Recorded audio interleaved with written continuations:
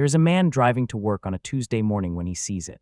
Same year, same model, same color, his car. Except it is not his car. It is someone else's version of the exact choice he made. For a brief moment, something shifts in his attention. He stares longer than he means to. He notices details, whether the other driver has the same wheels, the same condition, whether they take care of it the way he does.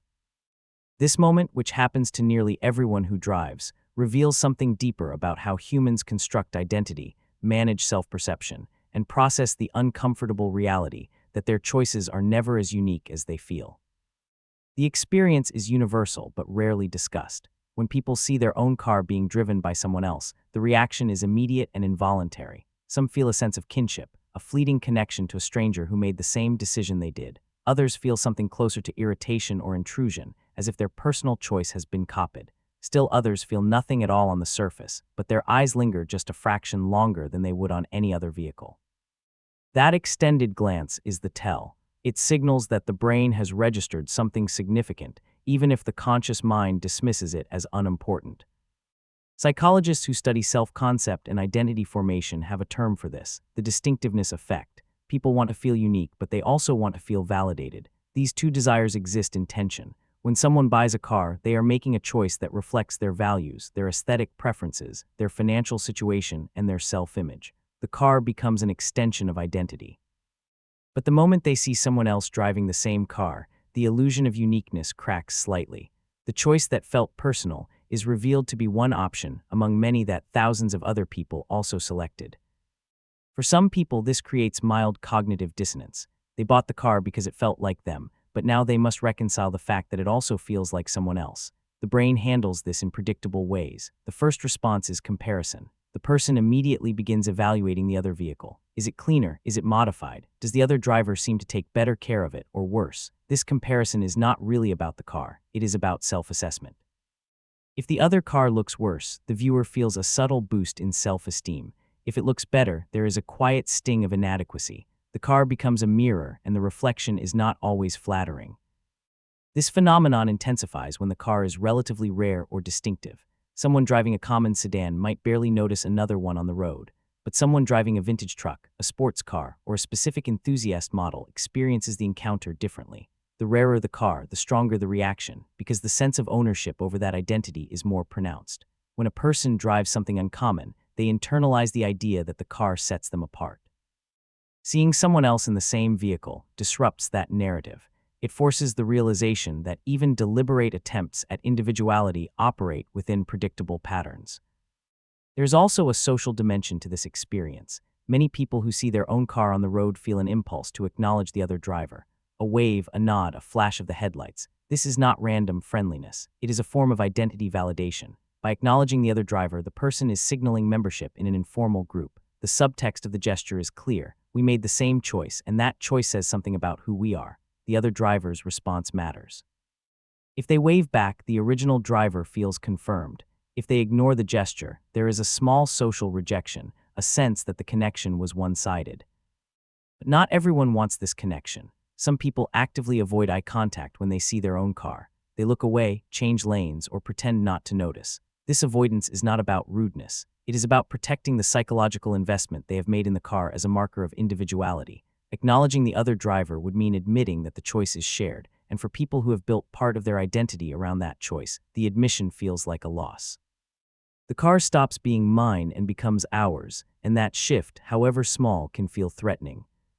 The psychology becomes more complex when the other car is modified differently or maintained to a different standard. Someone who has invested heavily in upgrades, customization, or meticulous care may feel a sense of superiority when they see a stock or neglected version of the same car. This is not about the vehicle. It is about the need to differentiate. The modifications become proof that the person's relationship with the car is more serious, more committed, more authentic than someone who simply bought it and drove it. The car becomes a canvas for demonstrating taste, effort, and dedication, and seeing an unmodified version reinforces the belief that the effort was worthwhile. Conversely, seeing a better maintained or more extensively modified version of the same car can trigger insecurity.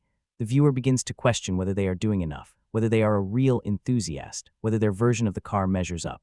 This internal dialogue happens in seconds, often without conscious awareness, but it shapes how the person feels about their own vehicle long after the encounter ends. the comparison lingers.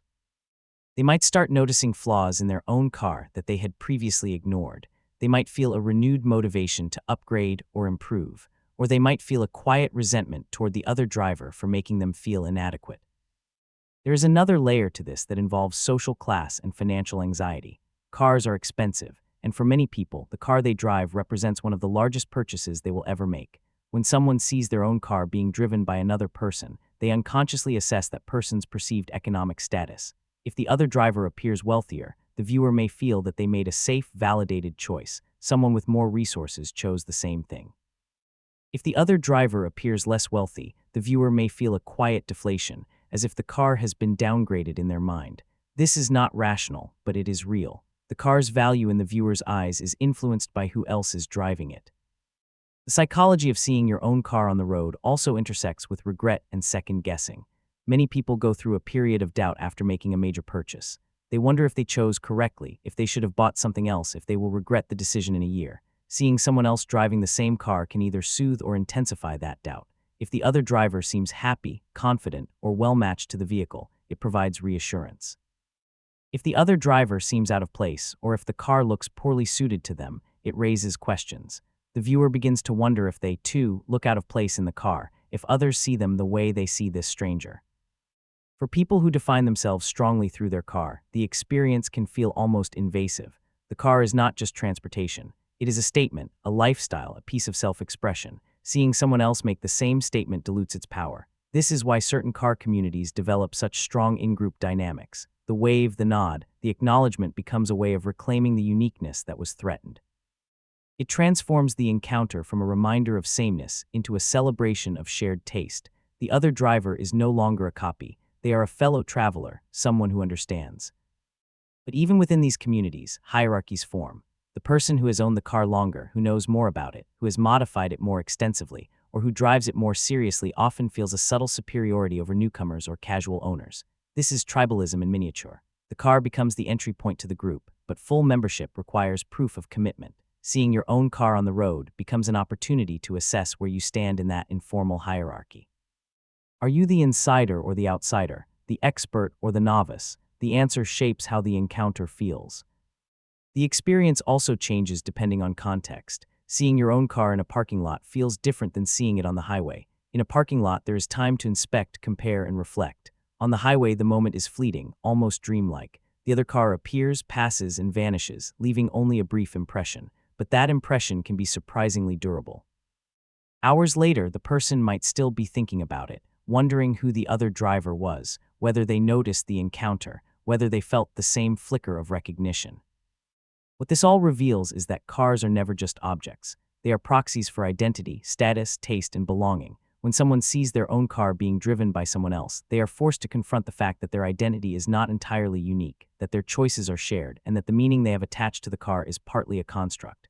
For some, this realization is uncomfortable. For others, it is validating. But for almost everyone, it is impossible to ignore. The moment lingers because it touches something fundamental about how people see themselves and how they want to be seen by others.